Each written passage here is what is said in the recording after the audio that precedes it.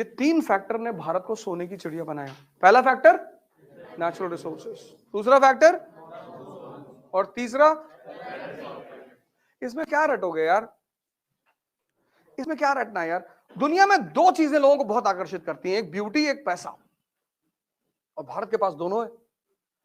Because of this, इसकी वजह से Bharat became the victim of foreign invasion from ancient times. ऐसे एरो बना के लिखो कि because of this, because of what, golden sparrow लिखो, because of this India became the victim of, because of this India became the victim of foreign invasion, inbox foreign invasion from ancient times, प्राचीन काल से India became the victim of foreign invasion from ancient times। example दे दो, Shakas, Kushans, important दे दो, Kushans, Hund's,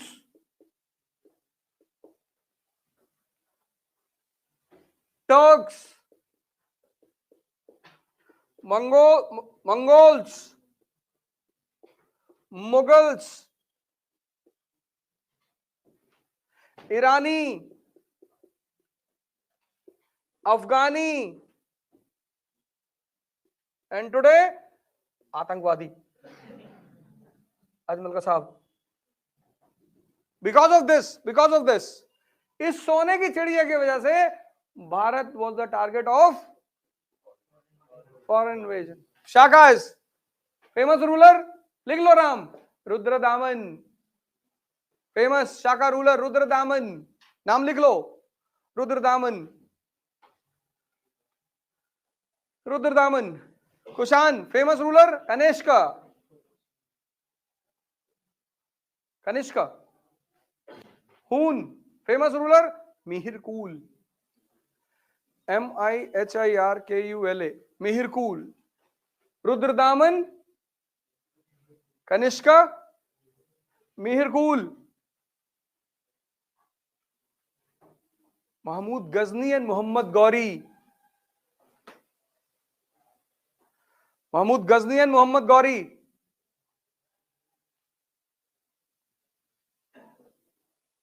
Taimur,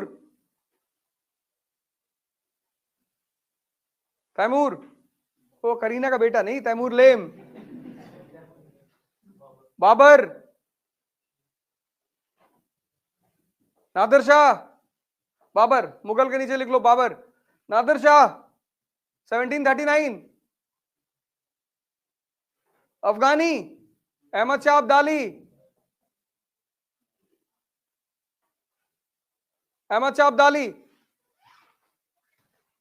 Ajmal का साहब, ठीक। सिर्फ मुसलमानों ने आक्रमण नहीं किया, तो बाद में आए मुसलमान, पढ़ा देना कि मुसलमानों ने इस देश को लूटा, हिंदू धर्म को खत्म कर, उससे पहले भी लोग आए। ये देखो, एक तो मैंने नाम छोड़ दिया, हिंद यमन, इंडो ग्रीक, लिख लो इसके आगे, इंडो ग्रीक्स, उसका सबसे फेमस रूलर मेनेंडर, लिख लो, एक और लिख लो, इंडो ग्रीक्स, हिंद यमन, इंडो ग्रीक्स। ऐसा नहीं सिर्फ मुसलमानों ने इस देश पे हमला किया, ये देखो, ये मुसलमान नहीं है, ये देखो इंडो ग्रीक, इसके आगे लिखो इंडो ग्रीक, मेनेंडर, हिंदी में उसको मिलिंद बोलते हैं, मेनेंडर। तो इस देश पे आक्रमण क्यों हुआ? यहां की संपत्ति की वजह से। तुम्हारा घर है मार्बल का 10 बीघे में, तुम्हारे पास 4 ऑडी है, 10 फॉर्च्यूनर है, 5 BMW है, लेकिन तुम्हारे घर के चारों तरफ स्लम एरिया है, स्लम, झोपड़पट्टी। तो जिस दिन तुम कमजोर पड़ोगे, ये झोपड़पट्टी के लोग तुम्हारे घर में कूदेंगे। यही हुआ भारत के साथ कि जब जब भारत कमजोर पड़ा तो ये अगल बगल के जो हमारे लोग हैं, ये भारत में घुस आए। नहीं, अफगानिस्तान में क्या है? कुछ भी नहीं है। वहां 2 चीज होती है, एक अफीम, एक AK-47। महमूद गजनी मंदिर तोड़ने थोड़ी आया था, लेकिन पैसा मंदिर में रखा था। Temples were banks in 1000 AD। उसको पैसा चाहिए था, उसके सिपाही डर रहे थे। कोई भी, चाहे सामान्य हिंदू हो चाहे सामान्य मुसलमान हो, डरता तो है ही है। उसके सिपाही मंदिर में घुसने से डर रहे थे। उसे अपने सिपाहियों को एग्जाम्पल देना था, कुछ नहीं होता, चल आ। उसने उठा के मूर्ति पटक दी। सिपाहियों को हिम्मत आ गई कि अरे भैया, सिपाहियों ने सारी पटक दी। इसी बहाने मौलानाओं ने उसको नाम दे दिया बुत चिकन। इस्लामिक वर्ल्ड में उसकी बड़ी इज्जत बढ़ गई कि मूर्ति तोड़ के आ रहा है, वो रुपया लूट कर आ रहा था। उसको मध्य एशिया पे कब्जा करना था, उसको पैसा चाहिए था, रोकड़ा। उसको इस्लाम से कुछ लेना देना नहीं था। ये मैं नहीं कह रहा हूं, लिख लो। फिरदौसी ने उसकी बायोग्राफी लिखी है, शाहनामा।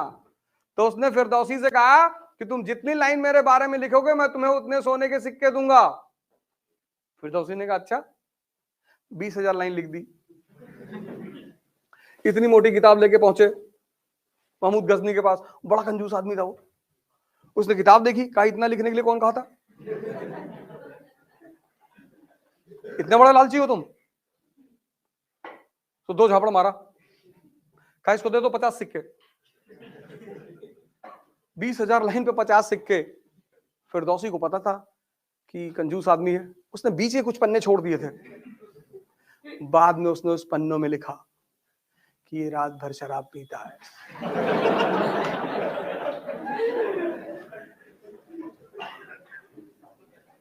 आदमी समझदार है बहुत। महमूद बहुत समझदार आदमी है, धर्म का इस्तेमाल करना जानता है अपने इंटरेस्ट को पूरा करने के लिए। सभी यही करते हैं। जब वो हिंदुस्तान की तरफ चलता था तो उसकी सेना में 10,000 लोग होते थे, सिर्फ 10,000। लेकिन 10,000 लोगों से कैसे लड़ेगा? तो जिहाद का नारा देता था वो। जैसे जिहाद बोलता था, मुसलमानों का इंटरेस्ट जुड़ जाता था। वो 10,000 की सेना 50,000 में बदल जाती थी। फ्री में लड़ रहे हैं तो आओ। आम आदमी तो मार खाने के लिए ही पैदा हुआ है ना। इमोशनल मत हुआ करो।